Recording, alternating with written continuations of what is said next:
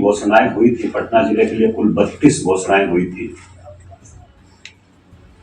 उन सभी की स्वीकृति रिकॉर्ड टाइम में सरकार के द्वारा दे दी गई है। प्रयास है कि 15 अप्रैल से हम सभी लोग काम इसमें शुरू कर दें और बरसात शुरू होने के पहले इसमें अच्छा काम दिखे इन योजनाओं में, ये हम सभी लोगों का प्रयास है। बिहार में कई योजनाओं को धरातल पर उतारने की कवायद जारी है। लगभग 31 योजनाओं को प्रगति यात्रा के दौरान धरातल पर उतारने की पूरी तैयारी कर ली गई है। नमस्कार, न्यूज़ फॉर नेशन देख रहे हैं आप, मैं हूं अनिल। सूबे के मुख्यमंत्री नीतीश कुमार के द्वारा प्रगति यात्रा का आयोजन किया गया, जिसमें लगभग बिहार सरकार के जुड़े 31 योजनाओं को धरातल पर उतारने की पूरी लिस्ट तैयार कर ली गई है। वहीं योजनाओं में लगभग 1 खरब रुपए के खर्च होने की बात कही जा रही है। दरअसल इस पूरी योजनाओं का पूरा जिक्र करते हुए पटना जिलाधिकारी डॉक्टर चंद्रशेखर सिंह ने बताया है कि लगभग 31 योजनाओं को धरातल पर उतारने की कवायद शुरू कर दी गई है, जिसमें मुख्यमंत्री नीतीश कुमार के ये ड्रीम प्रोजेक्ट है, जिसमें 31 योजनाओं को धरातल पर उतारा जा रहा है। आइए सीधे सुनवाते हैं और उनके बातों के साथ छोड़े जाते हैं, जो कि पटना जिलाधिकारी डॉक्टर चंद्रशेखर बतला रहे हैं। रूप से प्रगति यात्रा के दौरान माननीय मुख्यमंत्री जी ने पटना जिला के लिए जो घोषणाएं की थी विकास की, उसी के संदर्भ में हम लोगों ने बुलाया है। आप सभी अवगत हैं कि जितनी घोषणाएं हुई थी पटना जिले के लिए, कुल 32 घोषणाएं हुई थी। उन सभी की स्वीकृति रिकॉर्ड टाइम में सरकार के द्वारा दे दी गई है। 21 तारीख को यहाँ पर बैठक थी पटना जिले में और यात्रा थी माननीय मुख्यमंत्री जी की, और 25 तारीख को कैबिनेट हुई।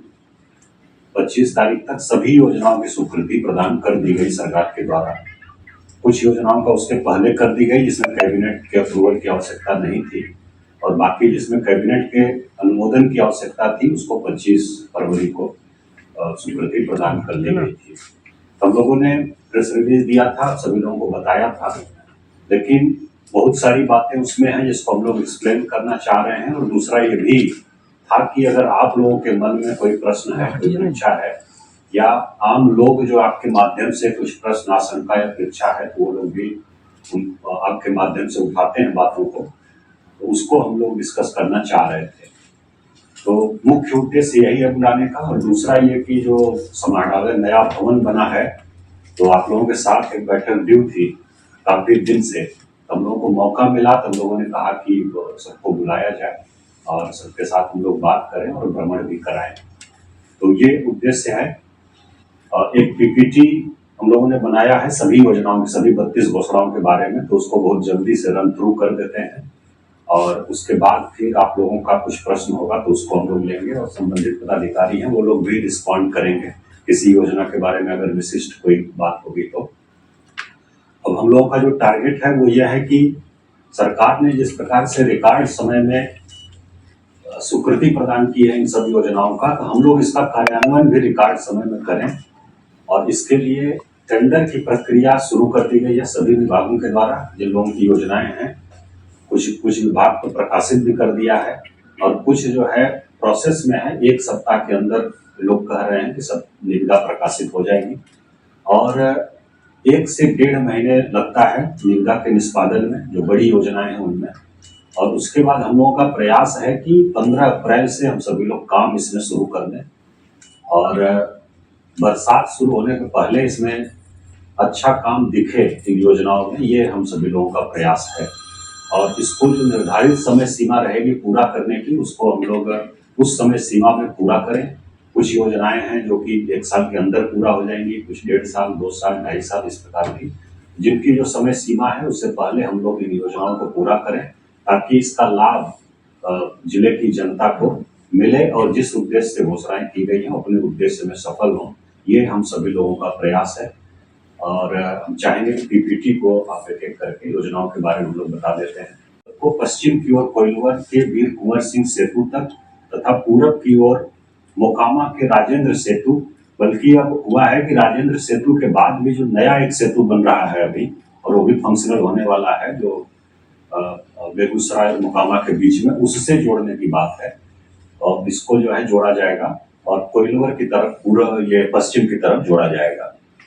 तो इसमें 3 पार्ट हो जा रहा है। हम लोग देख रहे हैं जो योजना स्वीकृत हुई, हम लोग जो सूचना मिली है, तो एक तो यहाँ से दीघा से कोइलवर तक है लगभग 35.65 किलोमीटर, एक पार्ट ये हो गया है। फिर दूसरा हम लोग का दीदारगंज तक पुराना पथ जा रहा है, दीदारगंज से बख्तियारपुर तक, और फिर बख्तियारपुर से बाढ़ होते हुए मोकामा तक। तो दीदारगंज से बख्तियारपुर तक जो है वो 41 किलोमीटर का लगभग है स्ट्रेच, और उसके बाद बख्तियारपुर से जो मोकामा तक है वो लगभग 44.60 किलोमीटर का है। तो दीदारगंज से मोकामा तक टोटल लगभग 85 किलोमीटर हो जा रहा है हम लोगों का, और दीघा से कोइलवर तक 35.65 किलोमीटर है, और जो अभी बन गया है आपका जो मार्च में इसी महीने में शुरू होने वाला है लगभग 20.5 किलोमीटर। इस प्रकार से जेपी गंगा पथ की लंबाई कोइलवर से मोकामा तक गंगा के किनारे कुल 142 किलोमीटर हो जाएगी। और उपयोगिता के बारे में बताने की आवश्यकता नहीं है कि कितनी बड़ी राहत होगी, और आप सभी अवगत हैं कि ये लगभग 7 मेजर जो ब्रिज हैं गंगा के, बड़े पुल हैं, उन सभी को जोड़ेगा। कोइलवर में वीर कुंवर सिंह सेतु, और उसके बाद फिर जो हम लोगों का शेरपुर दिघवारा में एक बन रहा है 6 लेन ब्रिज, उससे भी जुड़ेगा। उसके बाद दीघा में जेपी सेतु और जो नया बन रहा है उससे भी जुड़ेगा। फिर इसके बाद गांधी सेतु, और उसके आगे जो हम लोगों का दीदारगंज में कच्ची दरगाह बिद्दुपुर 6 लेन ब्रिज बन रहा है, उससे भी जुड़ रहा है। और उसके बाद आगे चल करके ये करजान या बख्तियारपुर ताजपुर जो समस्तीपुर को एक पुल जोड़ता है, उससे भी जुड़ेगा। और उससे आगे हम लोग चलेंगे तो राजेंद्र सेतु और उसके बगल में जो नया एक ब्रिज बन रहा है गंगा का, उनसे भी जुड़ेगा। 7 जगहों पर जुड़ेगा, जबकि पुल तो 10 हो जाएंगे एक तरह से, क्योंकि गांधी सेतु के पास भी 2 पुल हैं, और उधर राजेंद्र सेतु के पास भी 2 पुल हैं, और दीघा के पास भी 2 पुल हैं गंगा के। तो इस प्रकार से लगभग 10 पुल हो जाएंगे गंगा के, जो कि इसको जोड़ेंगे 7 जगहों पर। तो उत्तर बिहार और दक्षिण बिहार के बीच में कनेक्टिविटी, और प्लस पटना जिले में जो कनेक्टिविटी है मोकामा से लेकर के हम लोगों के कोइलवर तक, उसमें काफी सुधार होगा और एक अल्टरनेट रूट हम लोगों को उपलब्ध रहेगा। और हम लोगों का प्रयास है कि इसको सिटी रूट के रूप में ही यूज किया जाए, बड़ी गाड़ियों का परिचालन इस पर नहीं हो।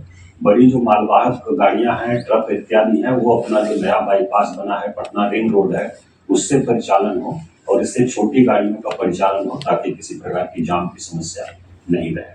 अलीगढ़ अनुमंडल में निबंधन कार्यालय खोलने के लिए जो है घोषणा हुई थी, इसकी भी स्वीकृति 25 तारीख को कैबिनेट के द्वारा प्रदान कर दी गई है, और इसमें अवर निबंधक का पद स्वीकृत किया गया। बाकी कार्यालय परिचारी, रात्रि प्रहरी और अन्य जो पद हैं वो उसकी स्वीकृति प्रदान की गई है। और हम लोगों ने इसका भूमि और भवन वहां चिन्हित किया है पालीगंज में। कल जिला अवर निबंधक जाकर के देखे थे, और हम भी बहुत जल्दी इसको जाके देखेंगे। और हम लोग का लक्ष्य है कि इसको हम लोग नए वित्तीय वर्ष में वहाँ कार्यालय शुरू कर दें 1 अप्रैल से, क्योंकि अभी मार्च चल रहा है, वित्तीय वर्ष समापन पर है, तो इस बीच में डिस्टर्ब करना एग्जिस्टिंग कार्यालय को ठीक नहीं रहेगा। तो उसको हम लोग 1 अप्रैल से इसको शुरू कर देंगे, उसके पहले हम लोग तैयारी करेंगे। नेक्स्ट योजनाएं, और मुख्य रूप से हम लोग देखें तो जो अगला 25 वर्ष की जरूरत है पटना जिले की, और विशेषकर पटना शहर की, उसको ध्यान में रखा गया है। हम लोग कह सकते हैं कि 2025 में हम लोग हैं, तो 2050 तक की जरूरत को ध्यान में रखा गया है। जिधर जिधर हम लोगों का नया क्षेत्र विकसित हो रहा है, एक तो हम लोग देख रहे हैं कि बिहटा की तरफ तेजी से विकसित हो रहा है, बिहटा, नौबतपुर, मनेर साइड में, तो उधर की बहुत सारी योजनाएं, जेपी गंगा पथ, पुराने NH30 का चौड़ीकरण, और उसके बाद पटना रिंग रोड इत्यादि, उस क्षेत्र पर ध्यान दिया गया है। फिर दूसरा हम लोग देख रहे हैं कि दक्षिण में विस्तार तेजी से हो रहा है पटना शहर का, चूंकि राज्य की राजधानी है, जिसमें संपतचक और पुनपुन, तो उधर की बहुत सारी योजनाएं आपको दिखेंगी, सड़क पुल निर्माण इत्यादि का, और पटना रिंग रोड से जोड़ने का।